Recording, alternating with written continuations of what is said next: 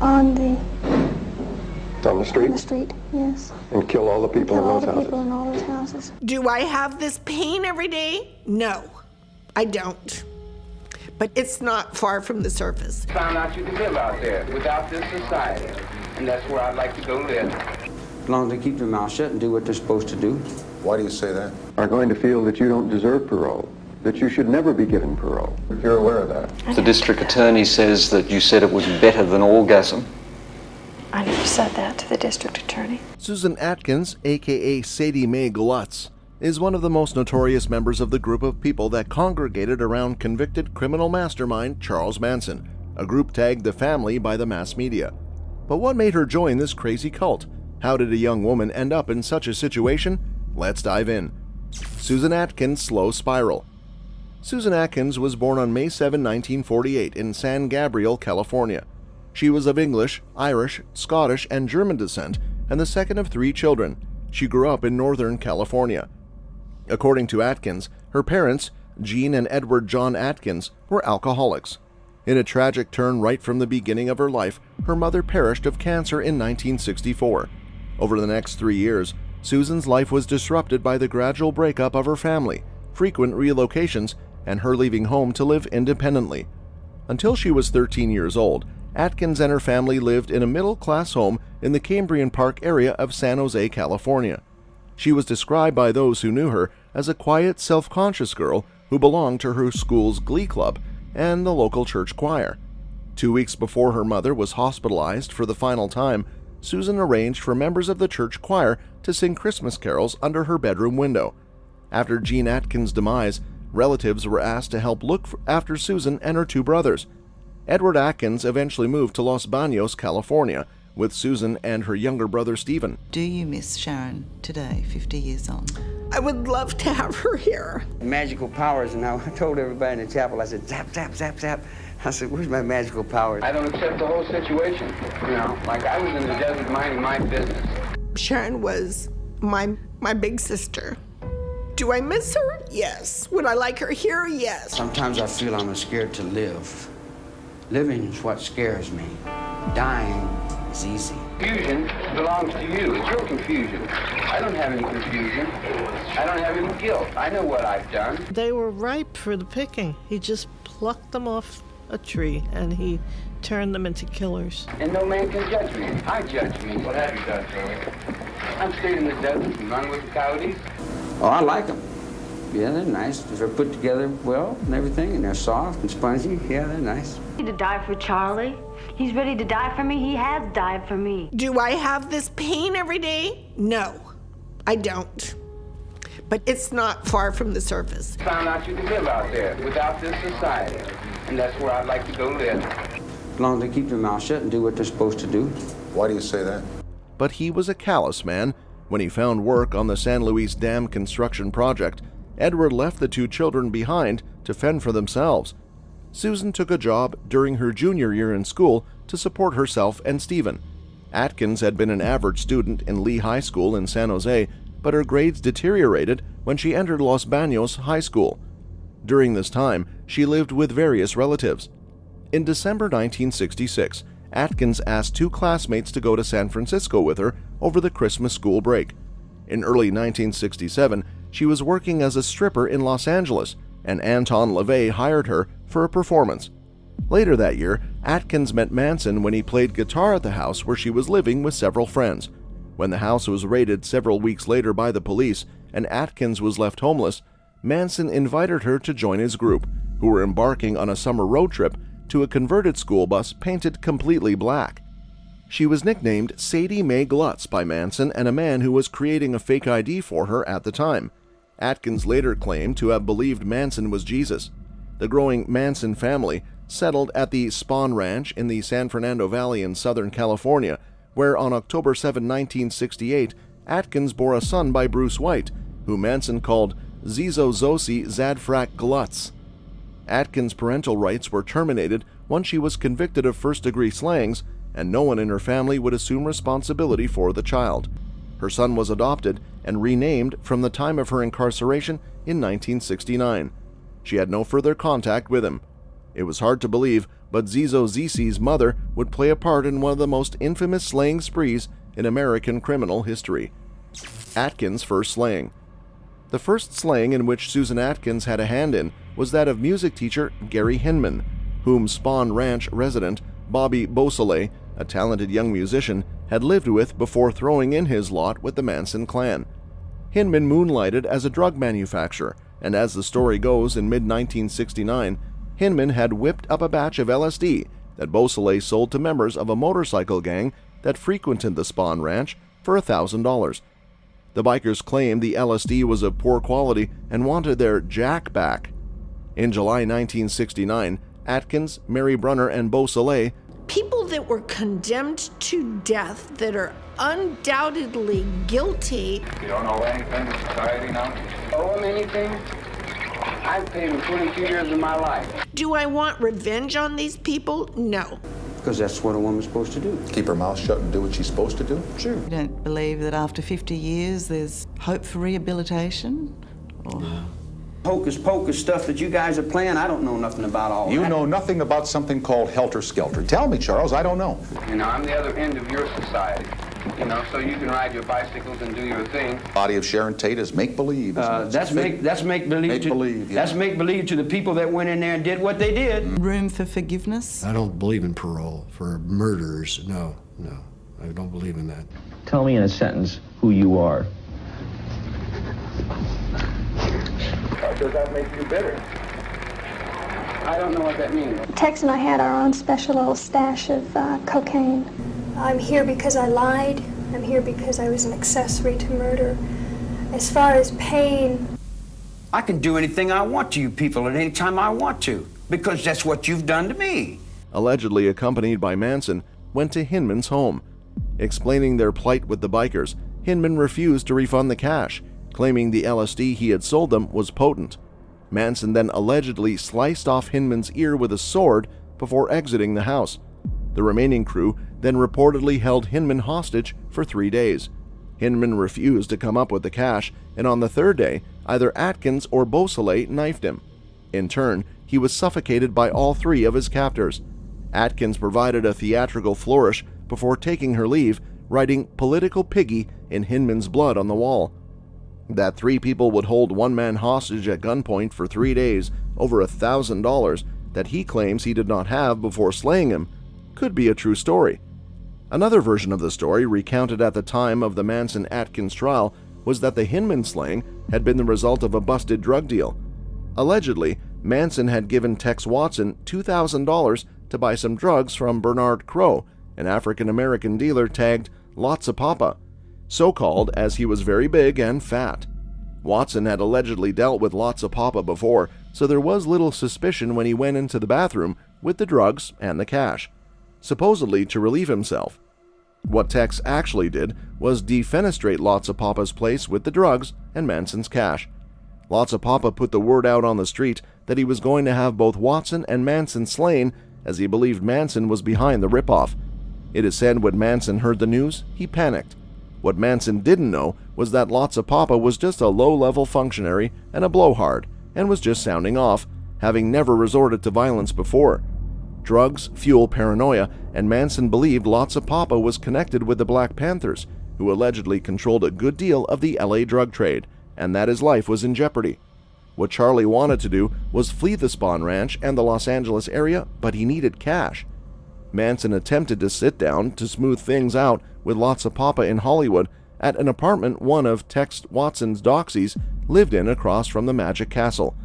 Apparently, Lots of Papa's bluff blew Charlie's mind right out of the box, and he drew a .22 caliber buntline special single-action revolver and shot the fat man in the chest, then took off. Manson believed he had put down Lots of Papa, but he was actually alive. Drug dealers are not ones to go to the police, and Lots of Papa really wasn't connected, so he just let things calm down as he recovered. Charles Manson did not know this. He did know he needed to get out of the Spawn Ranch, where he was known, and fast.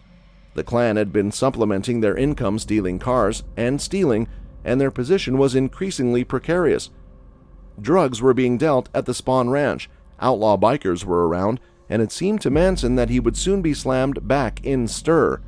He needed money, and as the story goes, believed that Gary Hinman, the drug manufacturer cum music teacher, had upwards of $20,000 in cash lying around his house. Manson needed some fast money to finance the move to the Valley, and Hinman was the likely candidate to become his banker. In this story, Gary Hinman was held for 3 days and mercilessly beaten, even had his ears sliced off by Manson, to get information on where he had hidden his stash of cash, which they all assumed was a great deal of money. Hinman threatened to go to the police after his ordeal, and Beausoleil called Manson and was told in cryptic terms to slay Hinman. I believe that those people that died that night are with God and that they're at peace. The other day where I had magical powers, and I told everybody in the chapel, I said, zap, zap, zap, zap. I said, where's my magical powers? Do you solemnly swear or affirm that the testimony you give today will be the truth, the whole truth, and nothing but the truth? Yes, sir. Thank you. I've not heard from him or communicated with him in any way, shape, or form. You don't feel guilty at all? There's no need to feel guilty. I haven't done anything I'm ashamed of. And I couldn't put the knife down. I couldn't bring it down. It was just as though there was a force there that held my wrist. Every night when I go to sleep, I know there's no pretending. Open them. I'm not against you, huh? Are you bitter? Bitter? No. I took so much acid that I just was what I would term spaced. If I wanted to kill somebody, I'd take this book and beat you to death with it, and I wouldn't feel a thing. There is no sin that you could imagine that is greater than God's love to forgive. I even got to the point where I didn't want to be a success in anything. How do you remember, Sharon? I remember as an eternal 26-year-old girl. B33 920 and all the rest of them. Well, who did kill those people? That night? Yeah. Tex. Whether it was the result of a broken drug deal or the bikers' demand for a refund, the fact was that Gary Hinman was slain. Beausoleil, the former roommate of the slain Hinman, would naturally have been a prime suspect in his slaying. He eventually was arrested in Northern California, driving Hinman's car and using his credit cards, both of which Bobby claimed that Hinman had freely given him. It seemed like an open and shut case, but for the revelation of who had been in on it with Beausoleil. With his confederate arrested for the slaying, it might have seemed to Manson that his time as a free man would be up shortly unless something could be done, and that's when things took a turn for the worst. The Night of Terror. While much remains unknown or unknowable about Charles Manson and the group around him, what is known is that on the night of August 9th, either acting under Manson's orders or not, Atkins and fellow Manson Clinistas, Tex Watson, Patricia Krenwinkel, and Linda Kasabian drove to 10,050 Cielo Drive with the intent of committing mayhem, most likely slaughter. Some believe that Manson's motive was to scare Terry Melcher, to send him a message, although Manson's connection with his musical sponsor, Dennis Wilson, who later claimed he had inadvertently helped create Manson's family, was over, so a message to Melcher would have gotten him nowhere fast. What is known from almost 2 decades worth of psychiatric evaluations of Manson before the Tate LaBianca slayings was that Manson was a person constantly in need of attention. What soon transpired would make him one of the most infamous people in the world. Actress Sharon Tate, the wife of Roman Polanski, who was at the early stages of a promising movie career, and 3 of her friends were staying at the house. It is unarguable that Manson knew the layout of the estate, but whether that affected the slaying crew's ability to commit the crime can be put up to question. The fact that Tex Watson had also frequently been at the estate as a guest of Dean Morehouse, father of Manson clan member Ruth Ann Morehouse, was not introduced into evidence at the trial. Dean Morehouse, a familiar of Manson, Charlie had almost been jailed in 1967 for his relationship with Morehouse's daughter, who was only 14, had lived at 10,050 Cielo Drive after Terry Melcher moved out and before the Polanskis moved in. Morehouse had been visited by Watson at least 3 and perhaps as many as 6 times. Bugliosi did not want the jury to know of Watson's intimate knowledge of the estate and the house where the slayings took place, as he wanted to emphasize Manson's link to the house instead of Watson's. This was perhaps why Watson was tried separately to help ensure Manson's conviction by portraying him as a Dr. Mabuse-style criminal mastermind. What was most relevant about the estate is that it was remote, and there were no neighbors within distance who could be expected to hear what was about to take place. While Linda Kasabian stood guard, Atkins, Krenwinkel, and Watson entered the estate after cutting the telephone wires. The first victim that night was 18-year-old Stephen Parent, whom Watson shot with the same .22 buntline special Manson had used on Lotsapapa while Parent sat in a car. Parent had been in the process of leaving the property after visiting the caregiver, who lived in a separate cottage in another part of the estate, who was a friend. Linda Kasabian, according to Atkins, was horrified by the Parent shooting. Atkins, Watson, and Krenwinkel then entered the Polanski Tate home and committed one of the most cold-blooded slaughters to disgrace the annals of crime, calling into effect the very nature of the human soul.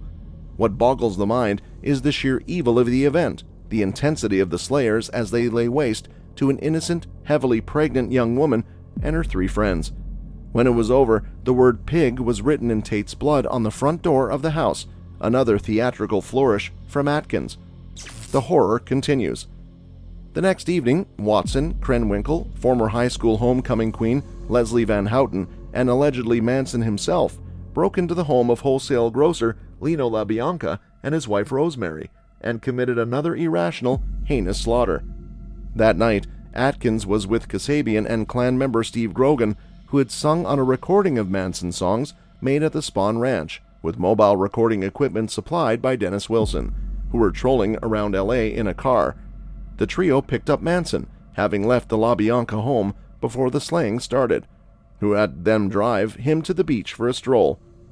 While at the beach, Manson asked Kasabian about Saladin Nader, a Lebanese actor who had portrayed the rival of the poet Khalil Gibran, a turn of the 19th to 20th century Aryan poet whose collection, The Prophet, made him an icon of the 1960s, who lived nearby. A hitchhiking Kasabian had been picked up by Nader, and they had begun an affair. According to Kasabian, who was the state's star witness at the Tate LaBianca trial, Manson's bloodlust had remained unsated, and he ordered the group to do in Nader. According to Linda Kasabian's subsequent trial testimony, having not committed any of the slayings, she was granted immunity in exchange for her testifying against the others. She deliberately knocked on a wrong door in the apartment building in which Nader lived, thus sparing his life. Prosecutors used this event to exonerate her in the eyes of the jury, although some believe that she simply didn't remember where his apartment was located, which seems unlikely but was not impossible. While Kasabian was knocking on the wrong door as Atkins and Grogan waited around a corner, ready to spring on Nader and slay him, for what purpose has never been established, other than an insane desire for slaying. The other members of the Manson clan were finishing up their orgy of slaying at the LaBianca home, using the couple's blood to write words on the walls of their home. I believe that those people that died that night are with God and that they're at peace. The other day where I had magical powers, and I told everybody in the chapel, I said, zap, zap, zap, zap. I said, where's my magical powers? Do you solemnly swear or affirm that the testimony you give today will be the truth, the whole truth, and nothing but the truth? Yes, sir. Thank you. I've not heard from him or communicated with him in any way, shape, or form. You don't feel guilty at all? There's no need to feel guilty. I haven't done anything I'm ashamed of. And I couldn't put the knife down.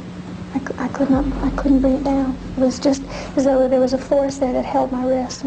Every night when I go to sleep, I know. There's no pretending. Open them. I'm not against you, huh? Are you bitter? Bitter?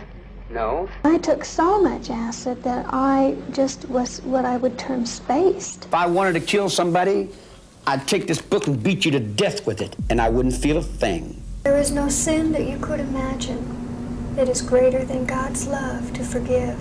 I even got to the point where I didn't want to be a success at anything. How do you remember, Sharon? I remember as an eternal 26-year-old girl. B33 920 and all the rest of them. Well, who did kill those people? That night? Yeah. Tex. I just reflect back. I know I don't know. I know I'm stupid.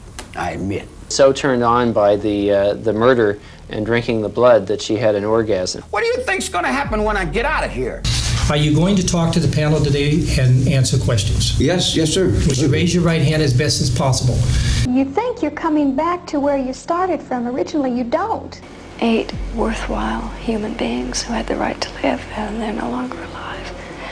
Leon LaBianca had a knife stuck in his throat and a carving fork stuck in his stomach, allegedly a reference to the Beatles song Piggies, George Harrison's bad karma-inducing indictment of materialism. The reference is given credence by the word piggies written in blood at the La Bianca home. Prosecutors on Manson's insanity. Los Angeles Assistant District Attorney Vincent Bugliosi, in presenting his case to convict Charles Manson of multiple slaying, faced the fact that Manson had actually slayed no one himself, a precondition that might encourage one or more jury members to feel lenient towards him.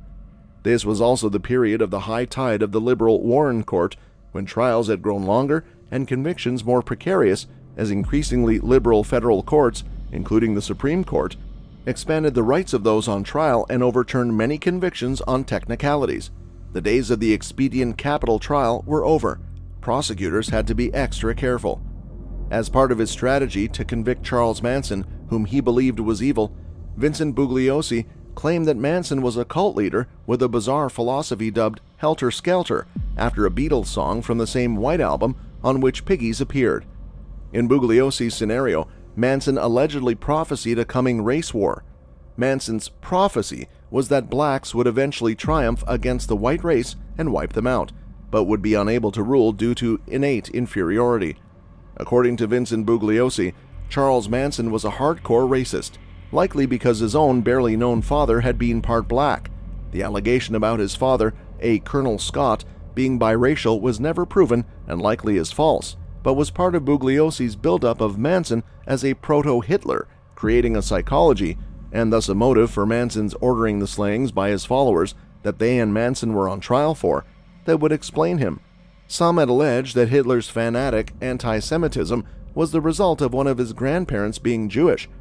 Charles Manson allegedly preached to his family that they would hide in a hole in the desert in a city of gold until the race war was over and the black man appealed to Manson and the family for help. Manson and the family would then have dominion over the world, with Charlie, as the risen Jesus Christ, ruling as one of the 5 co-prophets, the other 4 prophets being the Beatles. I believe that those people that died that night are with God and that they're at peace. The other day where I had magical powers, and I told everybody in the chapel, I said, zap, zap, zap, zap. I said, where's my magical powers? Do you solemnly swear or affirm that the testimony you give today will be the truth, the whole truth, and nothing but the truth? Yes, sir. Thank you. I've not heard from him or communicated with him in any way, shape, or form. You don't feel guilty at all? There's no need to feel guilty. I haven't done anything I'm ashamed of. And I couldn't put the knife down. I couldn't bring it down. It was just as though there was a force there that held my wrist. Every night when I go to sleep, I know there's no pretending. Open them. I'm not against you, huh? Are you bitter? Bitter? No. I took so much acid that I just was what I would term spaced. If I wanted to kill somebody, I'd take this book and beat you to death with it, and I wouldn't feel a thing. There is no sin that you could imagine that is greater than God's love to forgive. I even got to the point where I didn't want to be a success in anything. How do you remember, Sharon? I remember as an eternal 26-year-old girl. B33 920 and all the rest of them. Well, who did kill those people? That night? Yeah. Tex. I just reflect back. I know I don't know. I know I'm stupid. I admit. So turned on by the murder and drinking the blood that she had an orgasm. What do you think's going to happen when I get out of here? Are you going to talk to the panel today and answer questions? Yes, sir. Would you raise your right hand as best as possible? You think you're coming back to where you started from. Originally, you don't. 8 worthwhile human beings who had the right to live, and they're no longer alive. I feel for them. I feel their pain. I feel their sorrows and their loss. Do you feel blame? Are you mad? Do you feel like To really look for somebody to love. I just got deceived. Maybe I should have killed 400 or 500 people, then I would have felt better. Even if I had wanted to run, even if I had wanted to leave, I couldn't. It was like I was caught in something. And then with knives and guns, they began to murder the rich and the famous with a kind of... I have a question. Are you guilty of any murders? Are you guilty of plotting any murders? I killed a chicken once. I willingly got into something that completely took control over me. The actual, factual part that I played in my crime, I have done far more. As she begged for her life and for the life of her baby. One thing frequently overlooked is if Charles Manson had believed this story, and with the amount of drugs consumed in those times and the weird life being lived in the desert, one can speculate that some of this fantasy might have had some resonance in his psyche, something thrown up from the unconscious that he may have used as a storyteller to bind people to him. If Manson was speaking in anything but metaphor, then he was beyond psychosis and was insane, and couldn't be responsible for his actions, which worried the lawyer Bugliosi. In the end, Susan Atkins gave him the smoking gun. Beginning of the end. In October 1969, the Barker Ranch in Death Valley that Manson and the clan had moved to was raided after Charlie, a fervent environmentalist to this day, burned a Forest Service tractor. Members of the Manson clan were arrested for arson. Charlie was not there at the time. Clan member Catherine Lutzinger implicated Atkins in the Hinman slaying while they were both incarcerated, and Atkins was transferred to another prison, ostensibly due to the new charges, though there is a possibility that she was being set up for a jailhouse confession. For it was in her new surroundings that she began bragging to her cellmates about her and the Manson clan's involvement in the Tate slaying, which was the talk of the country in late 1969. Sadie, that is Susan Atkins, supposedly loved to talk, and talk she did, according to her cellmates. She talked to them about the Sharon Tate slayings, claiming that it was she who had done it along with the gang congregated around Manson. She told her cellmates about Manson's helter-skelter philosophy, that Manson had decided to get the race war underway by slaying prominent Caucasians and blaming it on Afro-Americans, such as the Black Panthers, who would then feel the retaliation of the white race. Atkins, a self-confessed remorseless woman, was obviously mad, and the helter-skelter scenario might have been an elaboration of her feverish imagination. Ironically, one of Atkins' two cellmates who heard her jailhouse confession had been an acquaintance of Jay Sebring, one of the victims of the Polanski Tate residence, and had actually been to 10,050 Cielo Drive, the site of the Tate slaying, and quizzed her about the property to see if she was telling the truth, whether she had actually been there or was just repeating what she had read in the newspapers. The cellmate realized she was telling the truth and attempted to inform the LAPD, according to Bugliosi. Jailhouse confessions are often suspect, but Susan Atkins repeated her testimony heard by her cellmates before a grand jury. Hoping to be spared the capital penalty, Atkins, who was promised immunity from prosecution, swore that the Gary Hinman slaying and the Tate LaBianca slayings had been committed under the express orders of Charles Manson. Atkins claimed that it was she who fatally knifed 8 months pregnant Sharon Tate, a particularly brutal act even within the context of the Cielo Drive slaughter, in that the group of slayers had kept Tate, who pleaded for the life of her unborn baby, alive to the last. Restraining Tate while her friends were brutally butchered before her eyes, Atkins said that she had coldly told the terrified actress that she would be slain. "Look, bitch, I don't care a thing about you. You're going to perish and there's nothing you can do about it." She further testified that she knifed Tate repeatedly as the dying actress cried out in anguish for her own mother before perishing. She then tasted the blood of Sharon Tate that was on her hand, figuratively sucking the life out of her. It was one of the most appalling stories of its kind, shocking the world. During her testimony before the grand jury, Susan Atkins testified that Charles Manson was the only complete man I have ever met, who she believed him to be Jesus Christ incarnate. There was no limit to the acts she would undertake for Manson, she claimed. From Atkins' grand jury testimony, which she later refuted, thus losing her immunity, indictments were obtained. Manson, Krenwinkel, and Watson were arrested. At the time of the trial, Atkins had recanted her testimony and was back within the bosom of the clan. Along with Manson, Krenwinkel, and Van Houten, Atkins was tried for first-degree slaying for the Tate LaBianca slaughter. Tex Watson was tried separately at a later date. The trial was full of theatrics. The women defendants carved an X on their foreheads and shaved their heads to show their solidarity with Manson, who had similarly carved an X on himself and constantly disrupted the courtroom. The trial was the end of an era, all right, and Vincent Bugliosi played on the fears of the jury and America at large by portraying Manson as a demonic messiah after the souls of their children. Even President Richard Nixon chimed in, claiming that Manson was guilty. The trial's intensity stemmed from the shocking and gruesome nature of the crimes, as well as Manson's magnetic personality and the control over his followers, It was one of the most shocking cases of its kind ever seen. In March 1971, after the longest and most expensive trial in Los Angeles history, in which Bugliosi insisted that Manson was a charismatic cult leader who believed he received secret messages from the Beatles' White Album, a veritable demon who threatened the very basis of Western civilization itself, all four were found guilty of first-degree slaying. Atkins, as a remorseless slayer who taunted the court at her sentencing with chilling words, "You'd best lock your doors and watch your own kids," could have never hoped for any leniency, nor did she deserve it after the horrific crimes that she committed. Atkins, her beloved Charlie, and the others were all sentenced to the capital punishment, and Atkins was remanded to the California Institute for Women. The sentences were later vacated when the California Supreme Court overturned the capital penalty as unconstitutional, and Atkins' sentence was reduced to life with the possibility of parole. The Manson family symbolized the dangers of charismatic cult leaders and highlighted the vulnerability of young individuals susceptible to manipulation. Manson's twisted ideology and the brutal slayings he orchestrated continue to be a subject of fascination for true crime enthusiasts and scholars alike.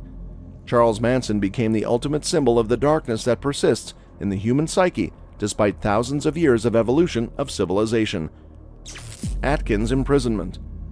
Atkins arrived on California's End Row on April 23, 1971, but her fatal sentence was automatically commuted to life in prison the next year following the California Supreme Court's People v.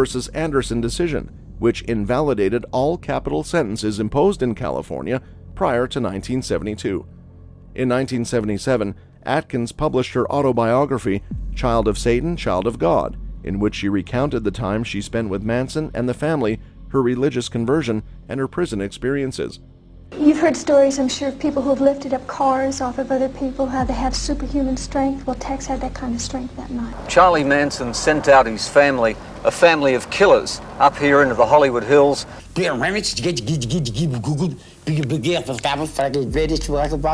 can remember seeing people just scattering in different places and running in different places. My hope is that someday she will, not as a means for me to be released. Losing my morals. It wasn't just drugs, it was Charles Manson's persuasiveness, too. Well, yeah, there was a lot of deprogramming. It's very painful for me to talk about it. I don't like to talk about it because nobody knows what I feel inside. Okay, when you take acid, your mind expands beyond these moral characteristics and... How had Charlie instructed you to behave when this was happening? Mercilessly.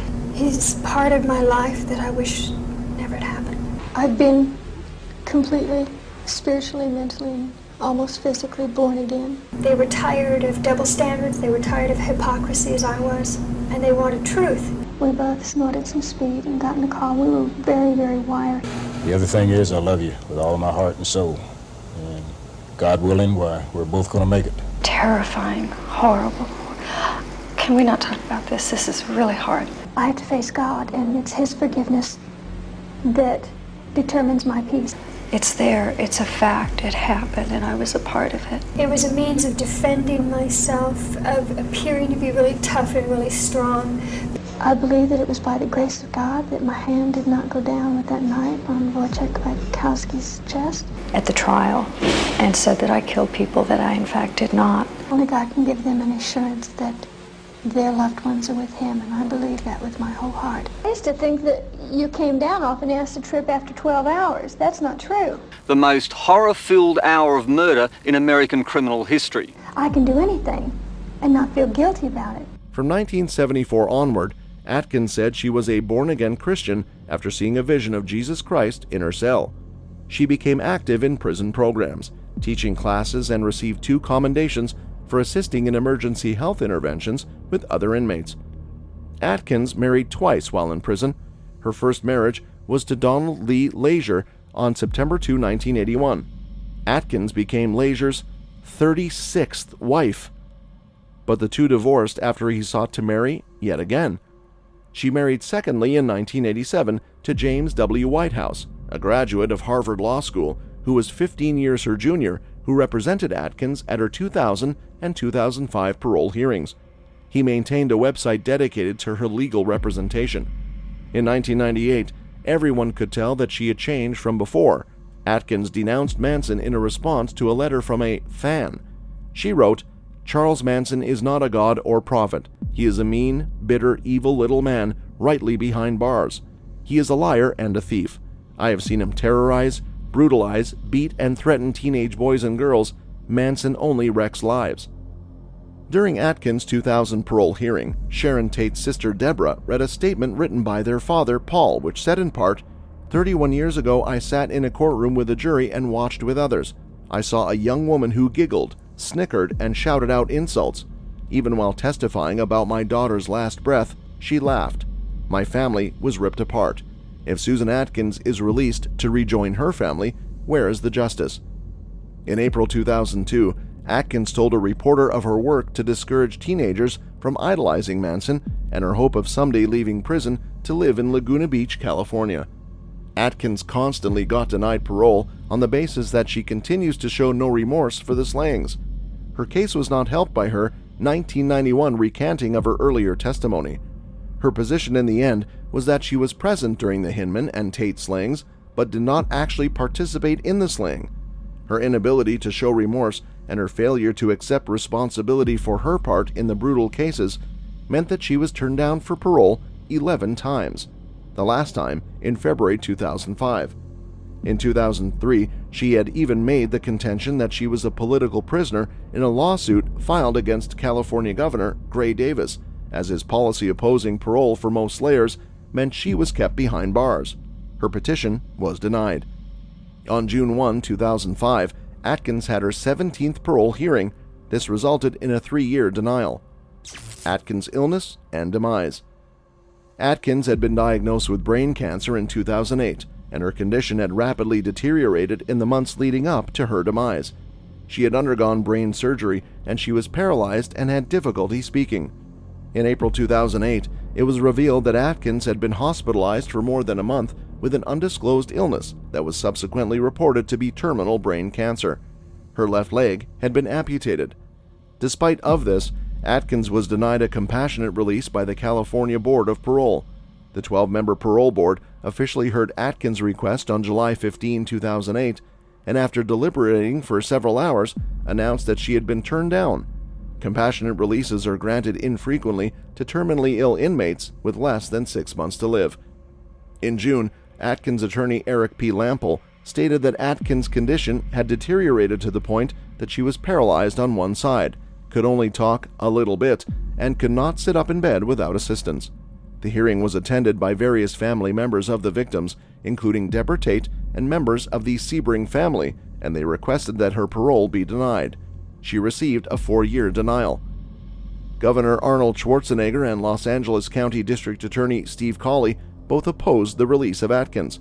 Speaking of the Manson slayings perpetrated by Susan Atkins and other members of the Manson family, allegedly under the control of Charles Manson, Schwarzenegger said on the day of the hearing, "Those kinds of crimes are just so unbelievable that I'm not for that compassionate release in that case." Schwarzenegger met Susan Atkins in visits to the California Institute for Women in Corona, California, where she was incarcerated in before her terminal illness. LA County DA Cooley stated that Atkins' horrific crimes alone warrant a denial of her request.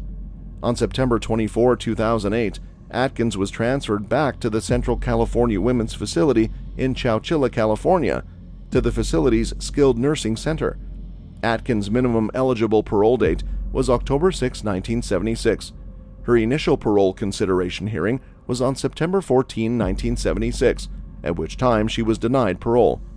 Between 1976 and 2009, she was denied parole a total of 13 times. Maybe I haven't done enough. I might be ashamed of that, for not doing enough, for not giving enough. I do not expect a parole date at this time. Not from the parole board of the state of California.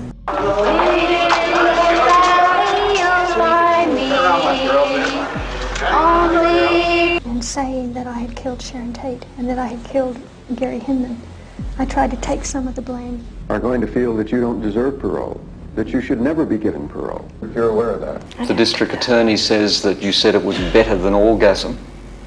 I never said that to the district attorney. On the street? On the street, yes. And kill all the people in those houses? People in all those houses. Prior to her 2009 parole hearing, a website maintained by Atkins' husband claimed that she was paralyzed over 85% of her body and unable to sit up or be transferred to a wheelchair. For the final time, after she was wheeled into her last hearing on a hospital gurney, Atkins was denied parole on September 2, 2009. Atkins perished on September 24, 2009 at the Central California Women's Facility in Chowchilla. A prison spokesperson announced to reporters that her cause of death was listed as natural causes. She was 61 years old. Her husband, James Whitehouse, subsequently released a statement saying that her last whispered word was, "Amen."